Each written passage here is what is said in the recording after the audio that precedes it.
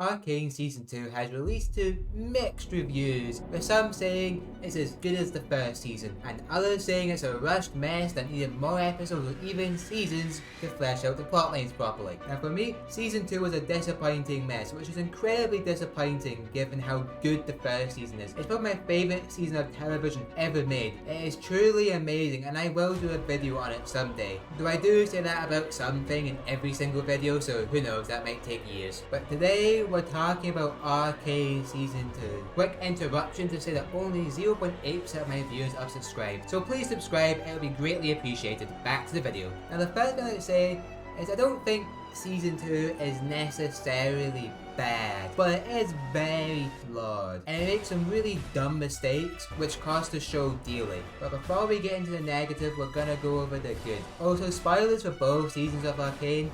If you have not seen them, go watch them, and then come back to this video afterwards.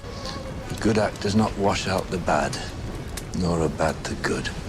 Now, I think this is an important thing to remember, that even though there's good things in Arcane Season 2, it doesn't remove the bad things from Arcane Season 2. Nor does the bad things remove the good things. Now what I think this season of Arcane does really well, which is the animation. God, is the animation really, really good. There are no cut corners. Every penny goes to good use on this pure visual spectacle. Arcane has the best animation of any TV show and any movie I have ever seen. Every montage has its own unique animation style, with them all looking great, even if a lot of them aren't used particularly well within the story. Every frame of this show could be used as a display and it would not look out of place. The visuals in Victor's weird mind space are mind-boggling, or how they lower the frames when Echo and Powder are dancing. And the action is beautifully animated, especially in episode 3, where Jinx and Vi fight and Jace, Heimendinger and Echo go to the Wild Rune. I could glaze the animation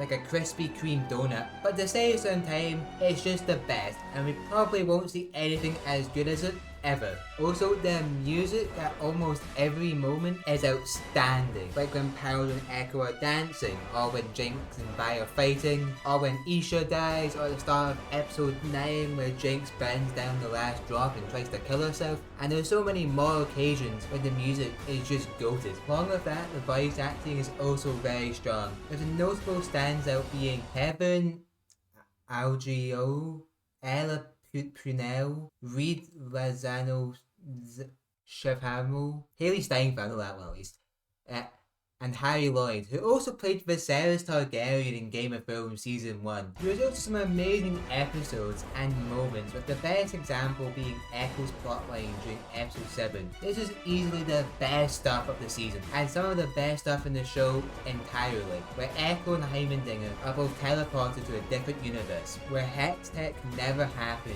because Vi died in the heist in the first episode that leads to everything that goes wrong not going wrong, e.g. Vander and Benzo are both still alive, Silco and Vander become friends again, meaning Silco never takes over Zon, Milo and Klanger both don't die, and most importantly, Powder never becomes Jinx. Though it is kind of funny how much better everything is in the world if Vi dies. It really was all her fault, I guess. Through this episode, Echo gets to see where he always wanted the underground to be, but after everything that happened, he gave up on it. And after seeing what Powder, his best friend, became, he gave up on her. But to see the underground as he always wanted it, he begins to gain hope that things can be better. He gains hope after seeing Benzo alive, and he gets to tell him how much he means to him. He gains hope seeing how happy everyone is. He gains hope through seeing who Powder would have became if not for that fateful day. He gets to see Powder as a helpful, kind and compassionate person who puts others in front of herself. Sure, she still has problems with her sister dying, but it's nothing compared to the mental and emotional mess we see in the main series. And that dance and kiss scene brings a tear to my old jaded eyes. After spending the day there, he learns that he must help try and save the Undercity, and that he also must try and save his old friend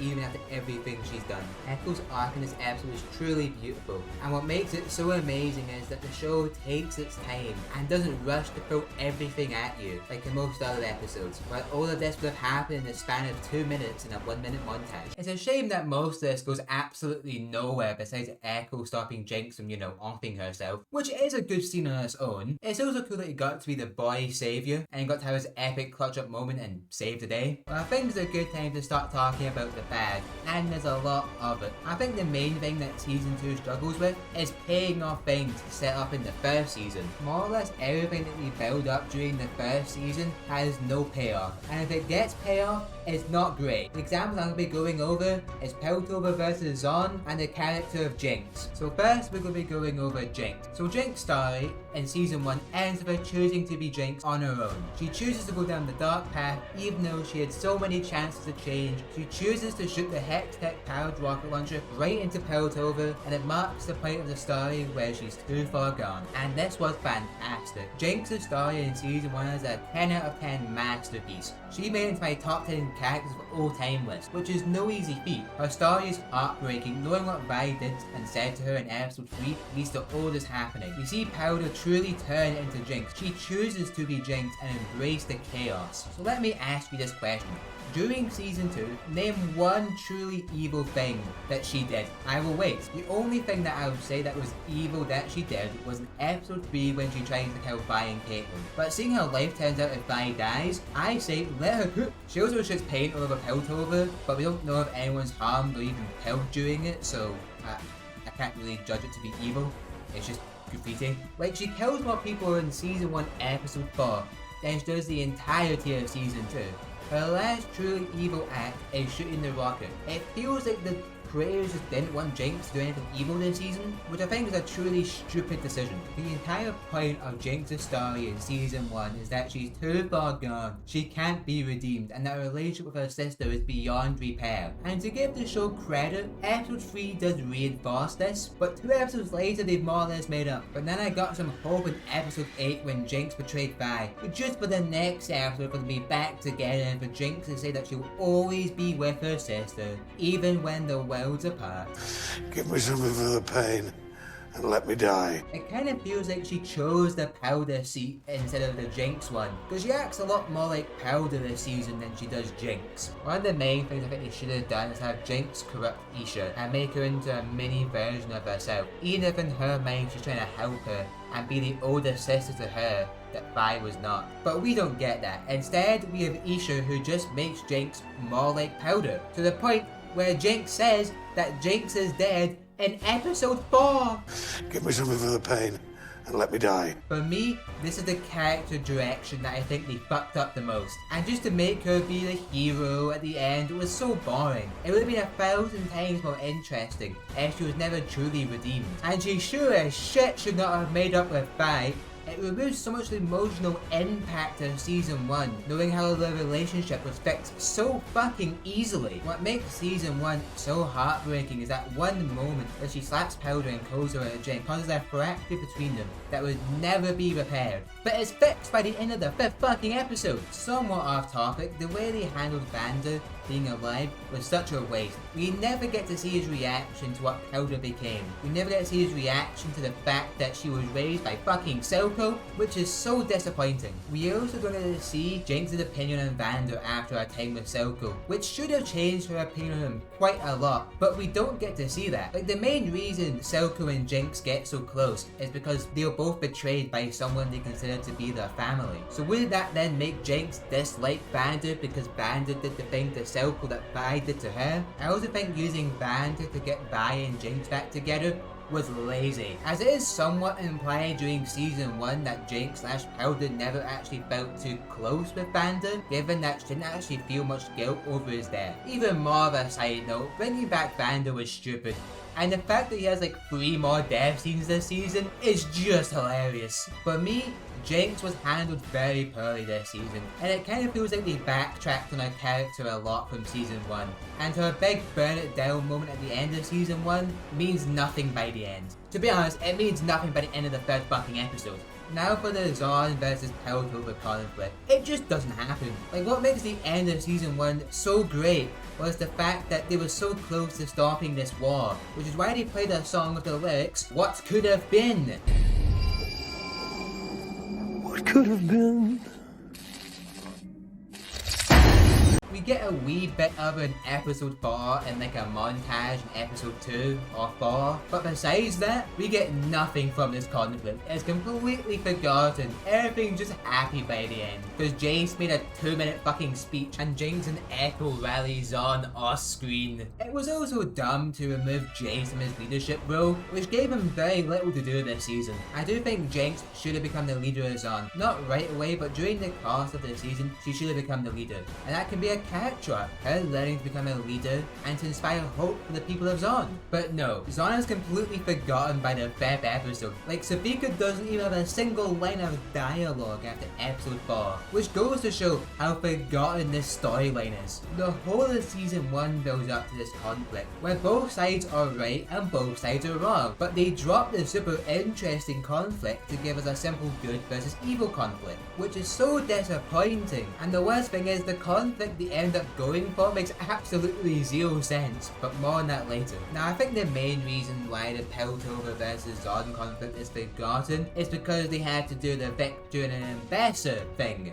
So my fix for this is, drum roll please,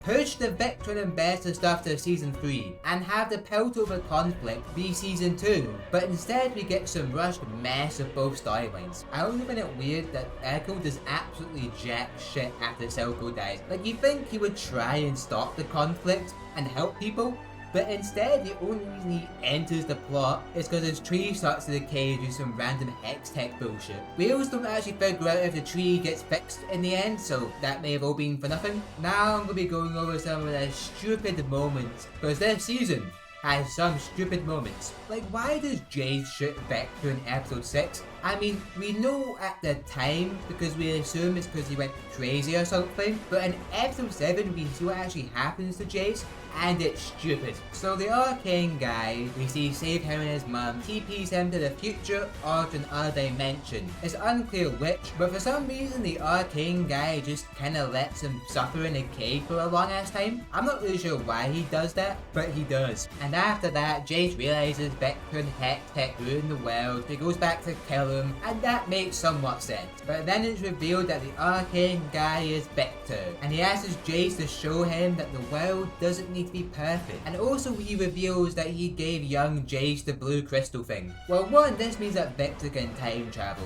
which is stupid. I'm not even going to explain why that's stupid. Just think about it for over 5 seconds and then you realize how many plot holes this creates. But why in the fuck did Jace shoot Vector if his goal was to talk some sense into him? Shooting Vector leads to him going nuts and trying to take over the world. Like, before Jace shoots him, Vector was chill. He was even willing to die to help Vander. Also, if you're going to shoot him, why didn't you double tap just to make sure he's dead? Like, it's so stupid. I don't even have words. Like, I genuinely do not know what to say. There's also an ambassador who's also stupid at the end. Like, really fucking stupid. Like, why does she want Victor's army of robots to stop the Black Sun? Like, how does she think that's going to work out? And for somebody obsessed with family, why in the fuck does she try and kill Mel? Give me some of the pain. And don't even get me started on Mel. Why does she get powers? Like, why? What made her so cool was that she could manipulate anyone. She didn't need superpowers. I mean, it could have potentially worked for a spin-off show, but there was not enough room for it in this season. And she 100% should have died during Jinx's attack. She mostly serves zero purpose in this season besides setting up a spin-off show, but for this story, she should have died. One reason I think they should have killed her off is the fact that she's a likable character the audience knows well, which adds weight to Jinx's actions. She's also a big reason why Zon being his own nation is almost past. Her choosing to abandon her family's way of war, and to choose peace and to stop manipulating people for her own and her family's ends, to do the right thing, then just to die by a rocket launcher is tragic. Reason 2, it would help motivate characters like Jace and Ambassador, and want to make Jace go down the war path, down a dark path, which would be interesting to explore. But instead, she gets some weird plot line that takes up a shit ton of screen time and makes almost zero sense. Like, I could not explain anything about her plot line. Now I'm gonna go over a few characters and my thoughts on them this season. Vi has a weird season, where she doesn't really do that much. I like the idea of her hunting Jinx, and I think it worked quite well for the first 3 episodes, but bringing the sisters back together was stupid, as I said before. Though it is somewhat funny that at least in her head she gets her sister killed. I always don't think anything with her and Caitlyn worked particularly well this season. How they broke up, how they get back together. Even the spicy scene between them happens at an odd time. Speaking of Caitlyn, she has a weird season, where it all felt kind of rushed. From her villain arc to the fact that she turns back from her villain arc, all because Vi called her cupcake. Give me something for the pain and let me die. Also, her becoming the leader of Piltover for a bit was a weird choice, as she's a far less interesting option than if Jace was still the leader. And the fact that her whole thing of Jinx goes absolutely nowhere feels kinda stupid. And the show strongly implies that she knows Jinx lives, and she doesn't tell Vi for fucking some reason.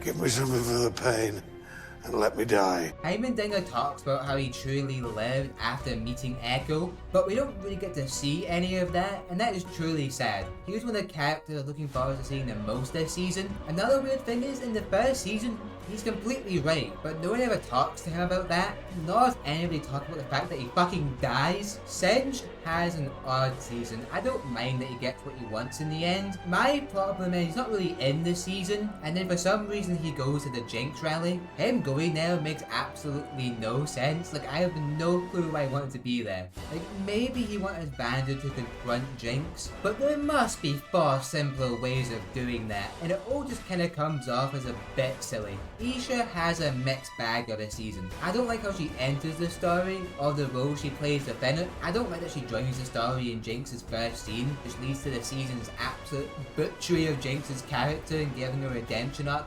way too fast. And in episode 3, when she gets between Vi and Jinx, I burst out laughing because that shit was not built up well whatsoever. Even though I don't like her role within the season, I think episodes 4 to 6 handle her relatively well, and her death was quite emotional, though I do think she does far more harm than good to the season. Jace. I know I've really talked about him, but the decision to remove him from the council at the start of episode fucking 1 was a stupid and dumb move. It left the council feeling empty and kind of soulless without him. Like, in the first season, he acts like the third protagonist along with Jinx and Vi. But this season, he feels like a side character until episode 8. And again, if you wanted to talk to Victor, why the fuck did you shoot the guy? I wouldn't say he's handled as badly as Jinx, but he's not handled well. And he does arguably some of the dumbest stuff across the entire season. Though I do think with an extra season, his story could have worked quite well. Victor, like Jace, suffers a lot from this season being rushed. Like, he changes so much between episode 6 and episode 8, it's fucking ridiculous. Though I do think if his story had more time to develop, he could have gone down as one of the all-time greats. And Besser is really badass during season 1. And for the first 3 episodes of season 2. Though I don't think we needed to see that she caused the attack in episode 1, sometimes things are best left unsaid. So after episode 3, she comes up as a simple bad guy doing stupid, dumb, evil things. Echo, like Jace, should have played a far larger role. There's only one episode in the entire season where he plays a large role, being episode 7. But he should have been in the first 3 episodes far more and played a far larger role, as I said before. But in the finale, he should have been in it far more. It feels like so much of his scenes were just cut. Like, after the opening, he has one line of dialogue, which is hugely disappointing. Jinx. Okay, I know I've talked about her a shit ton, so I'll try and keep it brief. She is the most butchered character this season. They do not pay off anything that happens at the end of season 1. She's a completely different character, and having her be a good guy was so disappointing. Along with her not trying to achieve Silco's dream, it's like she doesn't even care that he died. I have heard that her, Echo, and Mel are going to be in some of the upcoming spin-off shows, so maybe do a better job of her there. But to be honest, Jinx's story kind of feels complete for the most part. So I have no clue what I'm going to do with it. Okay, this video is going on for far too long, so time to wrap it up. Honestly, I still enjoy parts of this season, but it feels way too rushed. And it feels like an attempt to be great. The show failed to be good. Now this is usually when I give my score, and in every other video I could give all the scores easily. But in this, I actually have no idea what to give Arcane Season 2. Like, in my head, I've gone as low as a 2 out of 10 and as high as an 8 out of 10. But I still have no idea what to give it, so I'm not gonna give it one. But now I look at Arcane Season 2 and wonder what could have been.